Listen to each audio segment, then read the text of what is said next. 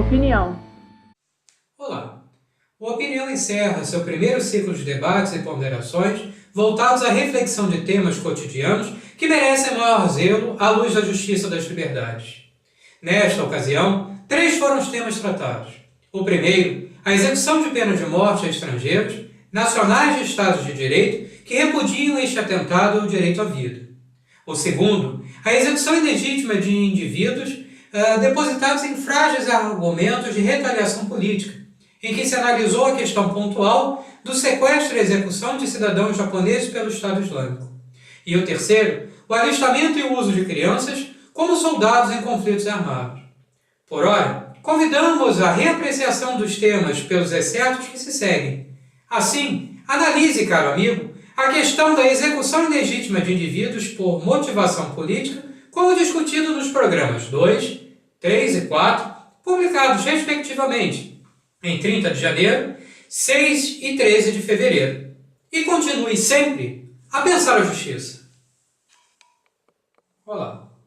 A opinião desta semana inspirou-se no incidente envolvendo o sequestro e execução de 2 cidadãos japoneses como represália ao anúncio promovido pelo governo japonês de contribuir materialmente com ajuda financeira para o combate do extremismo que leva ao terrorismo no Oriente Médio. O Pensar a Justiça, analisando o tema, resolveu discutir uma questão pontual: se há ou não legitimidade nesse tipo de conduta, ou simplesmente se a execução fundada em motivação política teria uma legitimidade. A leitura direta dos discursos, ela permite uma clara separação em 2 momentos. Um momento dedicado ao Egito e à Jordânia, e um segundo momento dedicado a Israel e a Palestina. De Israel e a Palestina, o resultado é quase como intuitivo.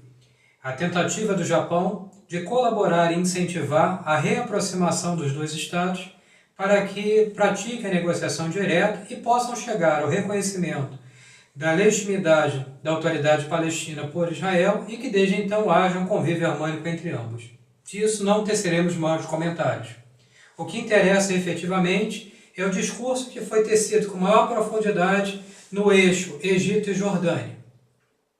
Nesta ocasião, o discurso se enrijeceu e demonstrou claramente quais são os objetivos do Japão na região. No Egito, especialmente, ficou claro que a intenção é de contribuir proativamente para a busca da paz, colaborar com o desenvolvimento regional e perseguir a integração regional. Dentro dessa lógica, também não nos interessa, por ora, a questão da integração e da cooperação internacional. Interessa sim o primeiro item, a persecução proativa da paz.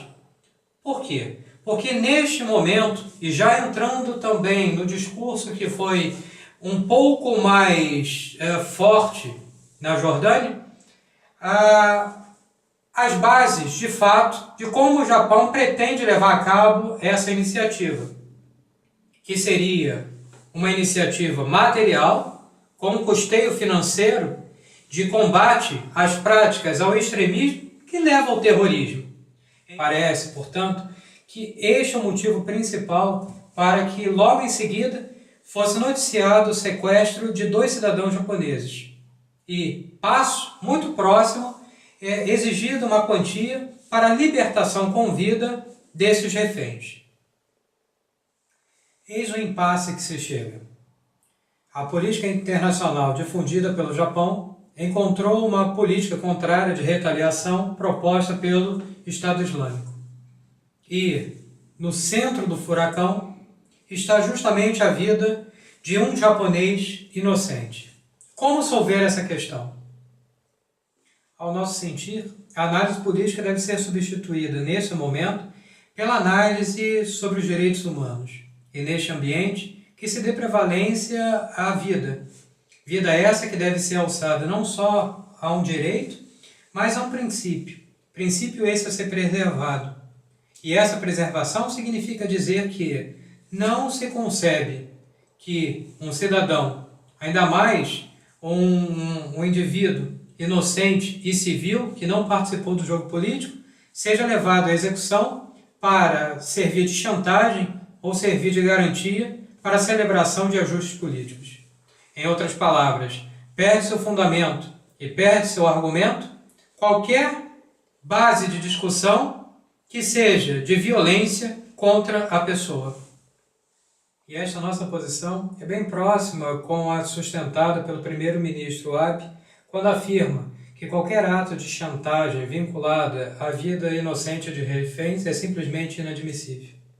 Portanto, uma conclusão convergente pode-se dizer que a execução forçada ou o risco de morte de reféns inocentes e civis como resposta ou retaliação a uma política governamental é totalmente desprovida de legitimidade, o que nos traz uma reflexão como exigir a preservação da vida para si, impingindo a morte a outrem. E então, vamos pensar a justiça? Olá! A opinião dessa semana dá prosseguimento ao tema da execução ilegítima de indivíduos por motivação política. Se na semana anterior demos ênfase ao discurso do Japão sobre o sequestro de 2 de seus nacionais na Síria, nesta semana enveredaremos por um outro caminho. O caminho do discurso de solidariedade de estados independentes sobre essa postura adotada pelo Japão para enfrentar o incidente. O discurso oficial japonês sempre foi no sentido de não se curvar ou ceder ao terrorismo. Desta forma, deixa sempre claro que a intenção japonesa nessa luta de combate às práticas terroristas vem no sentido não militar de prestação de assistência humanitária aos refugiados da região. Na sequência da posição oficial adotada pelo Japão, observam-se 3 pontos de vista sobre o tratamento dispensado ao tema do combate ao terrorismo. Um tom mais incisivo, referendado na erradicação total do Estado Islâmico e dos grupos terroristas que ali se espelham. Um grupo mais moderado, que reconhece o terrorismo como um problema, mas não se manifesta sobre a erradicação total. E um terceiro grupo, que condena o ato, mas não faz vinculação ou classifica como de terrorismo. Deixa antever como um ato violento, mas não classificado como terrorismo. Dentre os estados com discurso mais incisivo sobre a erradicação dos grupos terroristas, especialmente o Estado Islâmico, destacam-se por amostragem os Estados Unidos da América do Norte, a França e Portugal. A filiação dos Estados Unidos da América do Norte a este primeiro grupo mais incisivo é consequente da liderança que exerce na coalizão de países voltados ao combate ao terrorismo no Oriente Médio.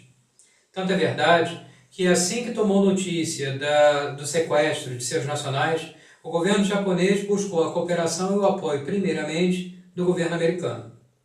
Naquele ponto de vista moderado, aquele que reconhece o ato como terrorista, reconhece também que deve haver um combate ao terrorismo, mas não se posiciona pela erradicação, é bem sintetizado pelo discurso da autoridade palestina e pelo discurso do Brasil. O presidente Abbas, ainda por ocasião da visita da comitiva japonesa ao Oriente Médio, deixou claro, logo após a ocorrência do incidente de sequestro dos cidadãos japoneses, que repudiava o ato, classificava-o como terrorismo, mas ao invés de pugnar pela extinção do grupo, talvez por ainda estar em estágio prematuro o incidente, preferiu enveredar pelos votos de uma breve solução e libertação dos nacionais. O Brasil, por seu Ministério das Relações Exteriores, ao condenar o ato, deixou claro que a sociedade brasileira repudia o terrorismo e qualquer ato de violência política, independente da sua motivação. No mais, restringiu-se apenas a render as condolências à família dos executados, ao governo e ao povo japonês. Do ponto de vista da isenção, justamente por não adentrar à questão do terrorismo propriamente dito, Jordânia, Egito e Turquia bem ilustram esse grupo. Tudo isso na leitura feita pelo Japão por ocasião de sua visita oficial ao Oriente Médio. Ante a controvérsia sobre o tratamento a ser dispensado à questão do terrorismo, talvez a melhor posição seja aquela sustentada no discurso oficial japonês, que do alto de sua dor institucional e do sentimento de repulsa contra os atos de assassinato contra seus cidadãos nacionais, ainda assim pugna pela busca da justiça, caracterizada pela prisão e responsabilização dos envolvidos. A grande questão é: o que significaria responsabilização dos envolvidos? Ao nosso sentir, nada voltado ao sentimento ou aos atos de vingança, mas ao contrário, sempre dedicado à questão pontual dos valores superiores da justiça, que, nessa leitura internacional, melhor se afinam à aplicação direta e reta de uma legislação pré-existente sobre o tema e que se observem princípios transcendentes, como o contraditório e a ampla defesa, que caracterizem o devido processo legal. E, após a condenação, que sejam observadas penas humanas e não cruéis, penas essas que sejam avessas à morte ou ao tratamento degradante, inclusive o de tortura. Afinal, não se pode justificar uma morte com outra, não é? Então, vamos pensar a justiça?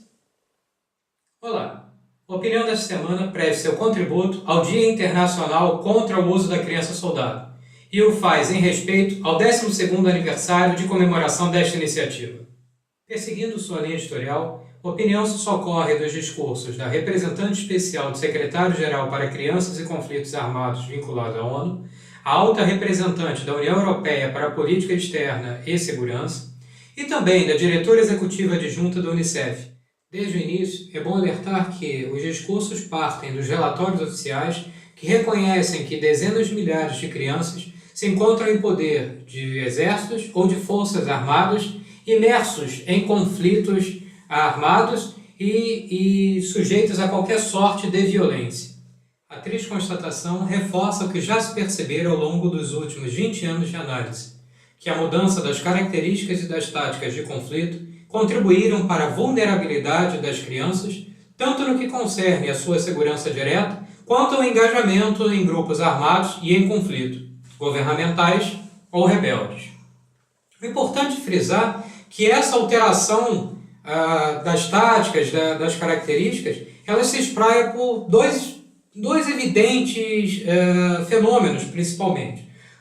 O primeiro, a alteração do local tradicional, em que os conflitos não mais são travados em campos abertos ou em locais pré-determinados.